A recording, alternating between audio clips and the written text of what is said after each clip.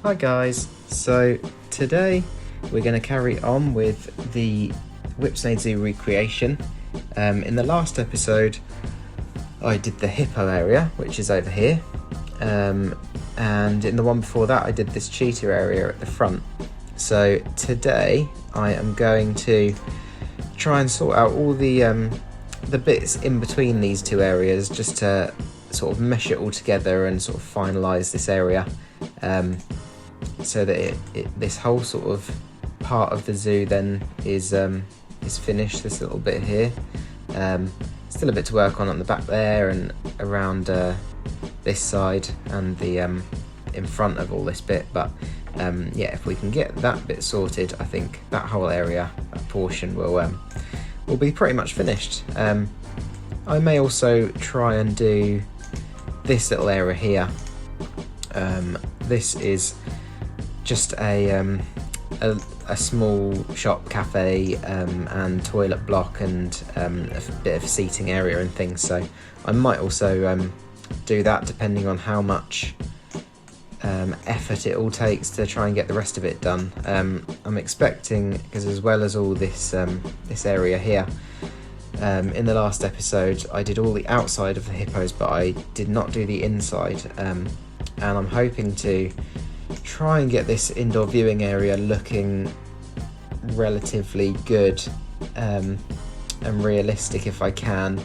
I don't know if I'll be able to go into massive detail because of the scale, but I will try and get as much as I can done in there so that it looks pretty accurate from the inside and also through these windows as you're looking in.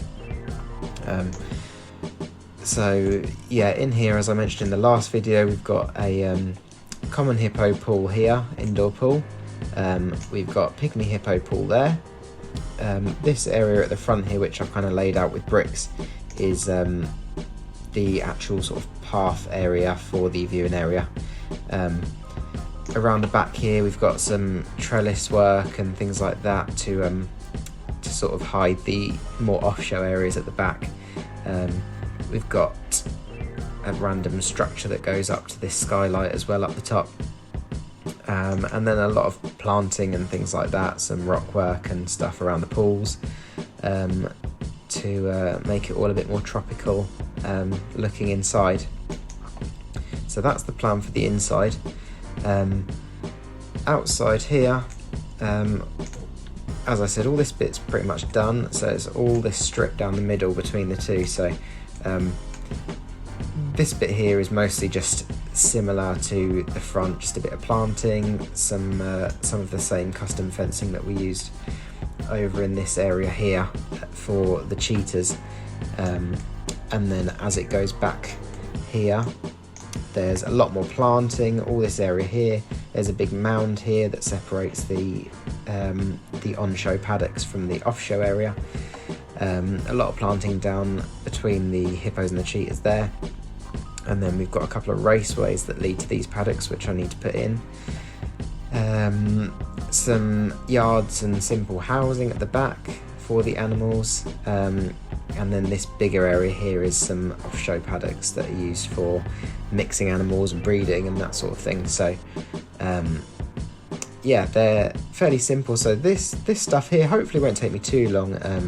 It's more just the layouts of the raceways and things like that, and then just a lot of planting. Whereas the inside of the hippos will probably be what takes me the most time, trying to figure out how to get the pools to work, and a lot of the planting, things like that. So yeah, I think it'll be a good episode, and it'll definitely tie these two different areas in nicely together. So as always, I will put in a few images if I have any, that will show off these two areas. Obviously this part at the back here is not on show to the public, so there won't be any pictures of that, but I might be able to find some of the this area at the front here, and then the indoor of the hippos, so that you can see what it should look like, and then I will be back once it is all done.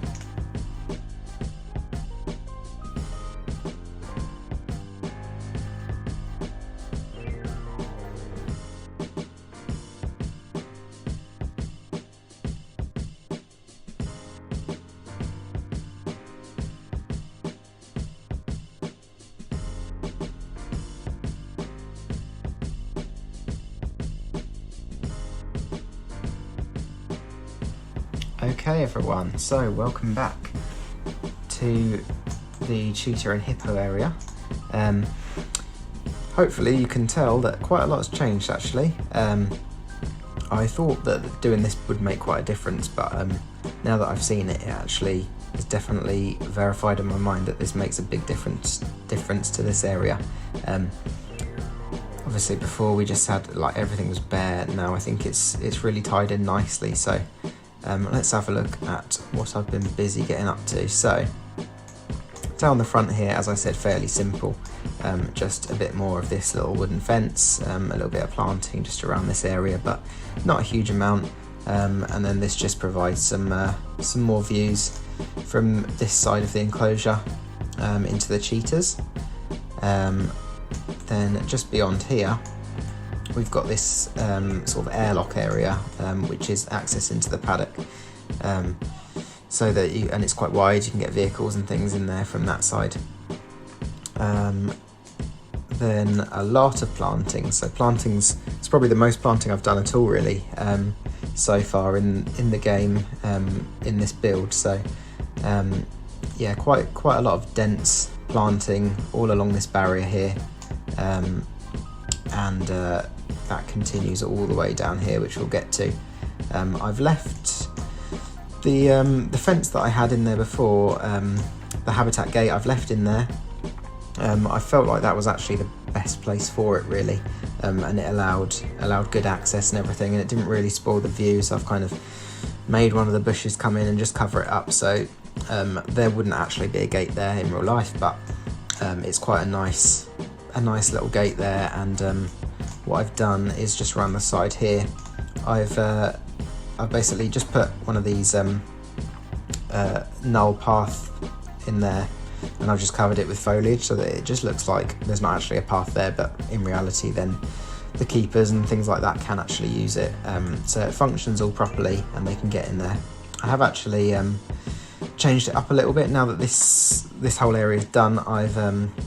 I've put 2 males in this side, and then I've got a female in the other side, so that yeah, you've got an actual animal in the left hand side of it to look at. So we'll look at the hippos after. We'll focus on the cheetah area first, and then we'll go and have a look at the inside of the hippos. So I've had to use this black gate, iron gate, as a stand-in for a fence, because you can't have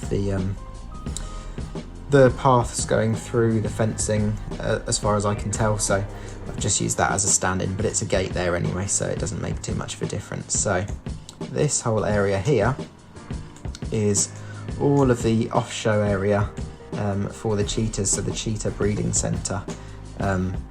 Whipsnade has a very good record of breeding cheetahs, so a lot of that is thanks to this setup that we've got here. So if you look at it from above, that will probably give you the best view really. So what we've got here are both of these front paddocks here. I've got a raceway that comes down to a sort of main raceway here. Sorry about all this, obviously it's just what I've used there. So yeah, this raceway is connected. There's 4 yards and 4 kennels for the cheetahs, and then they are also then all connected through another raceway down the back here to this little complex here. So here are 4 enclosures that are all fairly standard looking, and all interconnecting. All of this whole thing is interconnecting via these raceways and gates and things in between all the paddocks, and that means that it's really easy to move animals around if you want to introduce them, if animals are coming into season, that sort of thing. So you can quite nicely and easily shift animals around, have different ones in the front on show and different ones out the back. Yeah, just very flexible. So if we have a closer look, these kennels here, I think they've actually turned out quite nice actually, quite realistic. They're fairly small, but just a nice little den for the cheetahs in there, with a keeper door, and then all attached to a yard, a fairly small yard, because obviously they've got the paddocks out the back, out the front, sorry. And then they have also got these slides. I've used the window, one of the Planet Zoo windows, as a slide, which worked quite well actually for the cheetahs. Not too big, not too small, that sort of thing. And then yeah, just all pretty much identical layout. A little bit of planting in these sort of standoff type areas within. All of these raceways and yards are actually just chain link mesh on top, but obviously we can't do mesh that sort of goes horizontally along things. So what I was able to do, which I think has actually turned out really nice, if not actually nicer than the real thing, is using this, I can't remember what it's called now, the window screening, something like that, and I've used it just one panel's width going all the way down for the raceways, and then just covered the whole lot on top, and it kind of gives the impression that it is meshed over, or there's at least a covering on top, because obviously the fences in the actual paddocks on both sides are really high, and they've got overhangs and things, but yeah, these ones are all actually meshed over the top. So coming down this way, this is again just another raceway that leads down to this paddock. I've just used some rope there just to cover up the top. Obviously there'd be an actual opening in the fence down the bottom, but it's not easy or possible, I'm not sure, to have a cut out at the bottom of an actual barrier piece. And then yeah, similar thing here to as I had at the entrance to the area. I wanted a path to go through here to give access into this paddock, so that you could treat these as two separate enclosures. And yeah, the way that I found to make it look okay while still allowing a path through is just to use this this railing piece, classic railing. A little bit of planting down the side, and a fairly decent amount on the screening between this antelope paddock, and the cheetahs and the raceway and things, to screen it all off. And then this big area in the middle is that hill I was talking about. You can't even really tell that there's a hill in there, but there is a hill in there, and it's just got a lot of foliage to screen it all off. So if we come around this side, from the public's point of view, when they're down here, they can't see any of that off-show area. It's all nicely screened off. All they can see is those just those little entrances there, which even then they can barely see. And again, not much, all screened off. Makes it feel a lot nicer, a lot less open, a bit more lush, which it is in real life. So out the back of this, we've then got this area. So this area here is a kind of wild garden, wildflower, that sort of thing, just a wildlife area really. So we've got, again, this there's a planting that screens off this whole section down here, between the hippos and the cheetahs, and then yeah, that leads on to this area. So yeah, it continues around the side. We've got some little planters here, so you can have, I've just put some different types of flowers in there, and they can be used for herbs or things like that, for enrichment for the animals. And then we've also got a little pond with a lot of reeds and things around, a storage unit, basically just a sort of shipping container type thing there, which I've just made out of corrugated plastic sheets and a bit of plaster for the roof and for the base. And then here I've made a little wildflower meadow type thing for insects and bugs, things like that. I've basically, it's sort of long grass everywhere in the actual terrain, and then I did the whole thing with the elephant grass, sunk it down mostly into the ground so that it just looked like really long grass. And then I've just picked a few different types of flowers and just dotted them about, so it looks like a nice little wildflower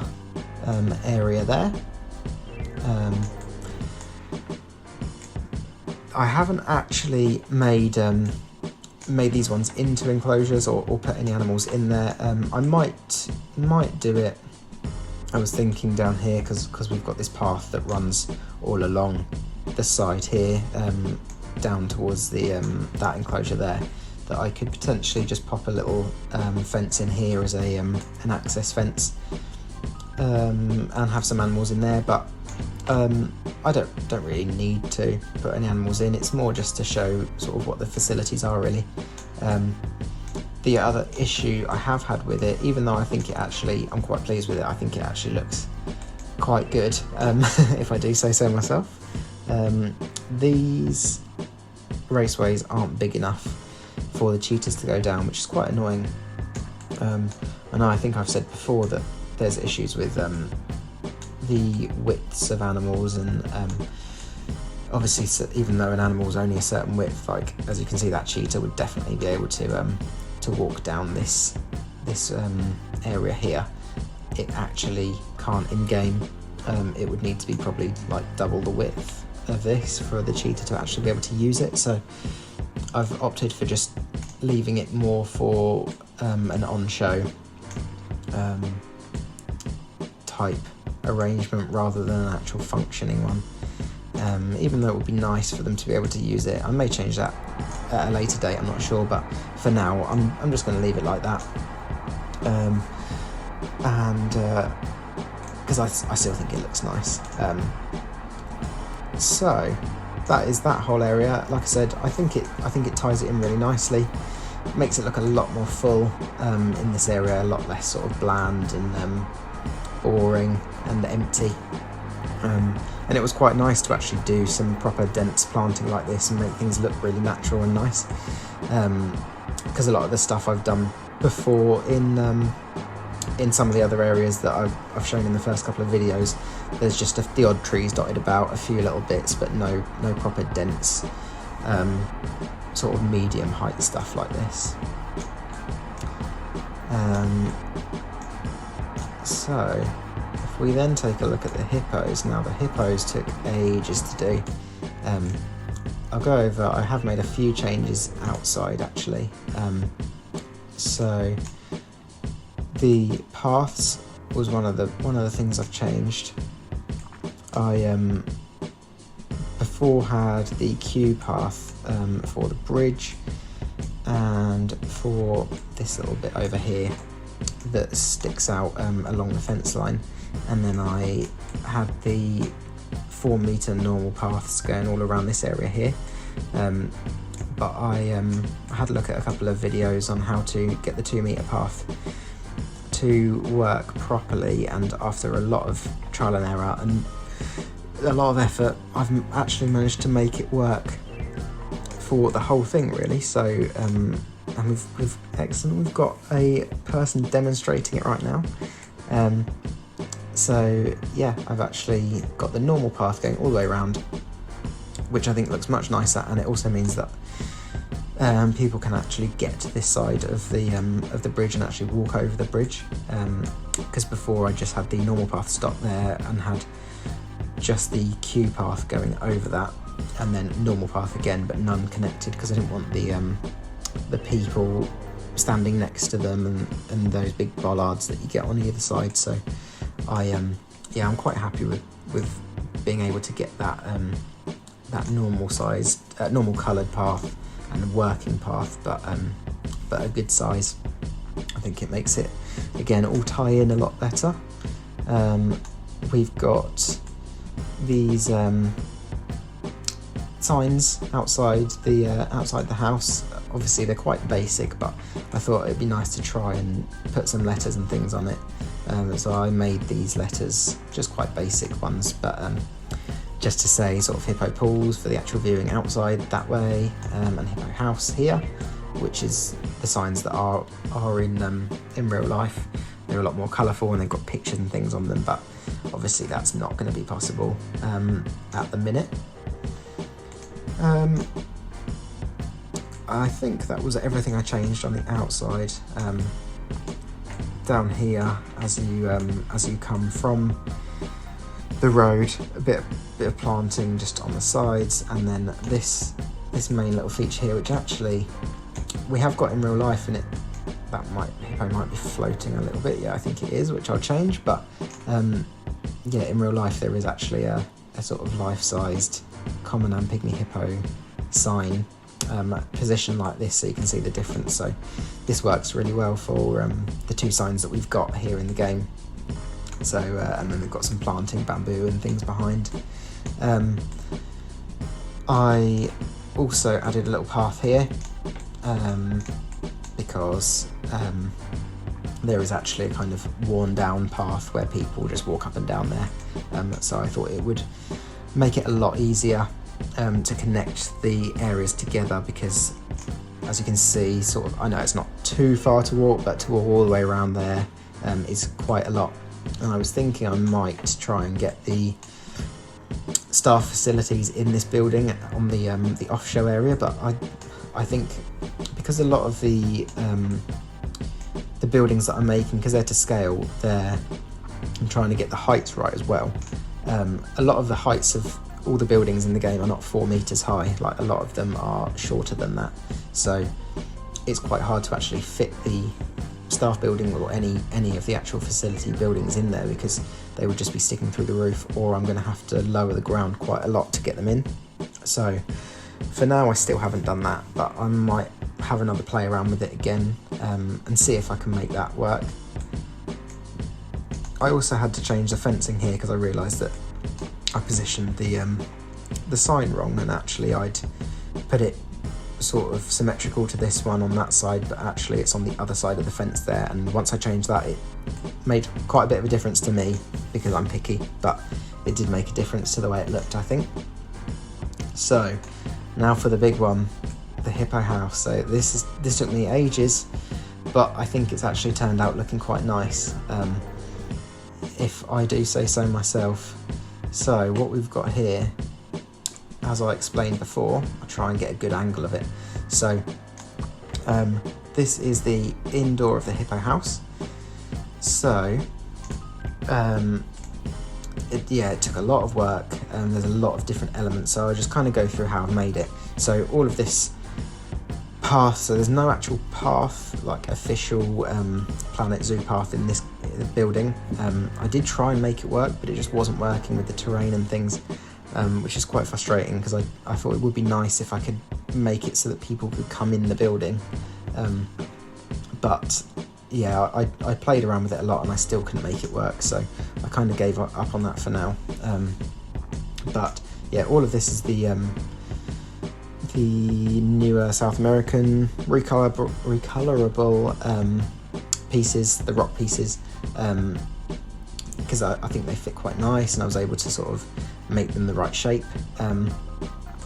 Then we've got a standoff barrier, which goes all the way around, made of just those chunky wooden bits and the glass pieces, not glass barrier, the actual glass pieces, and that just sort of follows the thing all the way around. So I decided from the beginning that I thought the easiest thing to do with this house, because we've got 2 pools, a lot of the whole thing is kind of soil and bark and things, so I thought the easiest thing to do probably would be to just dig the whole lot out and then use these different things to fake the floor, basically. So the terrain underneath, if I go underneath the ground, you can see the terrain is actually really low on the whole thing, really, and I've then used this stone to be the floor, even though the public can't come in, as I said, and then I've also used the mulch to be the floor there, and then that's allowed me to just fill the whole lot with water, so these are at the same level.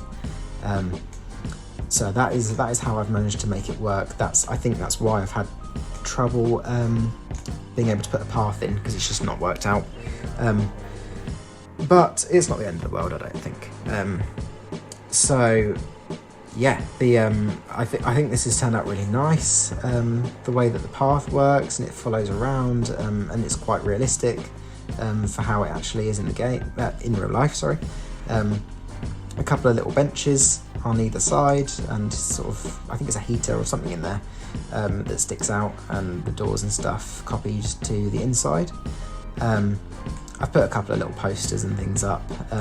The whole of the inside, all of this green, is actually sort of murals, all painted to show hippos and rivers and planting and jungle sort of setting and all of that. But I played around with putting some of the decoration pieces on, some of the leaves and things like that, but I thought it made it look a little bit tacky actually.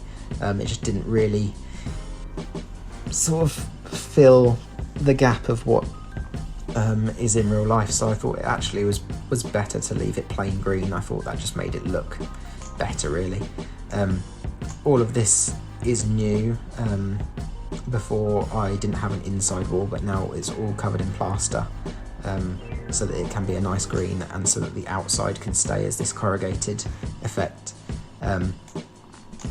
We've got a nice window up there, which spans all the way down there, and all of these corner pieces, all of that door and window area, and then this whole bit down along there is all glass barriers. I had to do quite a lot of shifting about and to make it actually fit within and not go over any of these wooden pieces, so that it sits in the middle, but it's finally turned out all right. Planting wise, I did struggle with the planting. Obviously I've managed to get a lot of these nice little tropical plants and things in.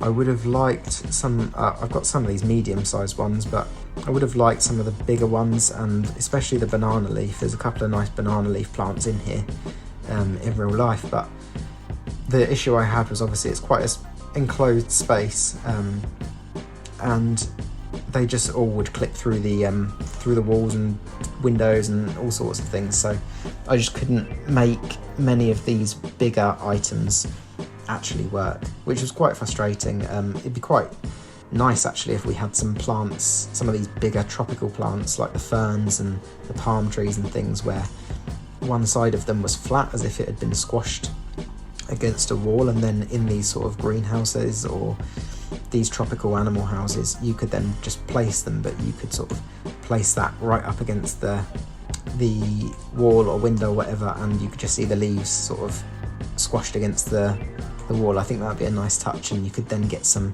actual height in here, because that's kind of what it's missing, a bit more of the height really on this side. But I don't think it looks too bad. It's got some planting.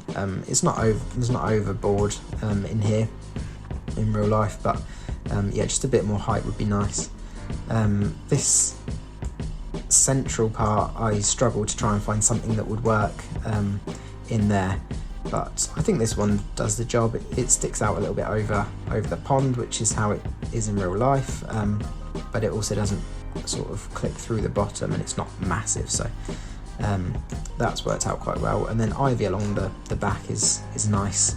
I think that's worked out perfectly really. So yeah, this goes all the way around into that little corner. In terms of the back, I'll talk about the pools later. So the back, all this trellis work, I made all this. It's also got this frame along the back, and then there is a sort of trellis above, which I didn't really want to make because I just knew it would, I mean, this alone was a lot of pieces. These two pieces of trellis here, which they sit kind of offset from each other, so this whole path down the middle here is a staff access, so there's a gate here, so staff can go from the viewing area to the back of the hippos. But yeah, I made all this, and it was a lot of pieces, and I wanted to avoid, if I could, making another lot of trellis to span this whole wall. And I found this, I can't remember what type it is, it might be New World fencing, something like that, and it actually had this almost trellis like pattern to it, so I've just put a few of them along there, and that's provided the trellis. So yeah, that's turned out really nice. I think that suits the back. This bit in the middle was a bit of a nightmare to make. I had to change a lot of the roof because I realised that I'd made it a little bit too wide, so I had to thin the roof down a bit, and then all this framework was quite complicated to work, but I think now it actually looks quite good. I don't really know what it's for. I don't know if it's just support or what, but yeah, I think it's turned out nicely. There's some lights at the top, and there are also some lights just along the back, which is how it is in reality. And there's a set of steps and just a planter on there. So pool wise, pool was the big one. So the pool I struggled with quite a lot, obviously. It's quite complex. It's all made out of plaster. As I said, I wanted to just dig the whole thing out, make these, and then cover the top so that the pools look like they're set pools, but actually the water covers this whole area. But after a lot of tweaking, trying to get the right shapes, trying to make these actually slope downwards and this slope not too steep, I managed to get these two, which I think look pretty good actually. We've got some anti-slip strips that are probably more for the keepers than they are for the actual animals, because they can get quite slippery going down those slopes, and just some drains in the bottom. We've also got some of the gutter pieces as filling pipes. I tried putting some of the water jets, the actual effect coming out, but it just didn't look right, so they're not actually filling as it goes.